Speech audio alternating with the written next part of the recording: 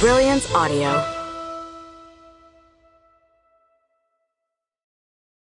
A Conspiracy of Mothers by Colleen Van Niekerk, performed by Kineta Kunutu. Yolanda. Night has no color. It has smell, taste, flickering visuals.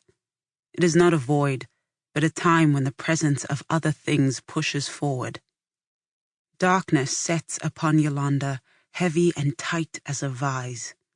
Wary, she knows that she will always face the night alone, no matter who is in the room, who is in her bed.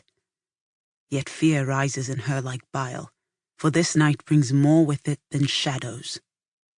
"Come home," the voice said, the one she heard after she closed her eyes and lay down on her bed. It was Ma's voice again, wafting in on the wind that raised the tattered net curtain of Yolanda's bedroom like a hand. 2 words, drifting in with the scent of fresh rain and wet soil, with the sound of horses neighing in the nearby stables. Rachel, her mother, was beckoning her away from this Virginia hamlet and back to Cape Town's unforgiving shore, as if an absence of 18 years was nothing at all. These 2 words had come over several weeks now, straining Yolanda's worn spirit where it felt held together by rusted rivets, pushing at the tight, painful places within her. The call left her in agony. It illuminated the shards of her broken heart that she'd so carefully papered over. An insomniac accustomed to resting in the security of daylight, she was finding herself too disturbed to get much sleep at all. Fatigued, she looked up at the ceiling of her bedroom before drifting into an unsettled half-sleep. But a cluster of ghouls sat at the periphery of her mind. Exhaustion had drained her of the will to keep them at bay. They were ready to prey again. Then it came like a switch, the sound of a belt buckle. Her heart began to race. The shadows at the foot of her bed grew deeper, darker, the belt belonging to Garrick, her boyfriend. He had come in from the stables, into her bathroom. Garrick was a safe harbor for her, yet, to Yolanda, the sound didn't come from him, not then. "Help," she gasped, forming white-knuckled fists with her trembling hands. But the ghouls pushed forward. They were standing over her again, belt buckles loosening, hands reaching. They jostled with each other over who was going to go next. They dragged her present self back into the past with them, forcing her to look where she didn't want to.